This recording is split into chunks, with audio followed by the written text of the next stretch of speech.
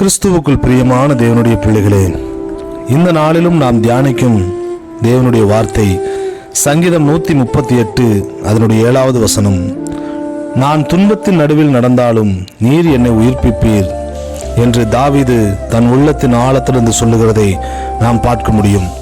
நம்முடைய வாழ்க்கையில் துன்பங்களின் பாதையிலே, துயரத்தின் பாதையிலே, கை தூக்க ஆள் இல்லாமல் கலங்கி நிற்கிற சூழ்நிலைகளின் மத்தியில் எல்லாம் எந்த ஒரு மனிதனோ எந்த ஒரு உலகத்தின் சக்திகளோ நம்மை உயிர்ப்பிக்க முடியாது.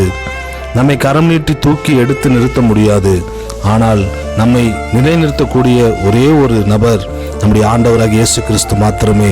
இதை உணர்ந்தவராய் தாவீது சொல்லுகிறார், என்னை நீர் ஒருவர் மாத்திரமே உயிர்ப்பிக்க முடியும் ஆண்டவரே என்று தன்னை முழுவதுமாக ஆண்டுடைய பாதத்தில் அர்ப்பணித்திருக்கிறார். இன்றைக்கு துன்பத்தின் பாதையில் துவண்டு கிடக்கிற உங்கள் ஒவ்வொருவரையும் கர்த்தர் உயிர்ப்பித்து உன்னதங்களில் நிறுத்துவார். ஆமென்.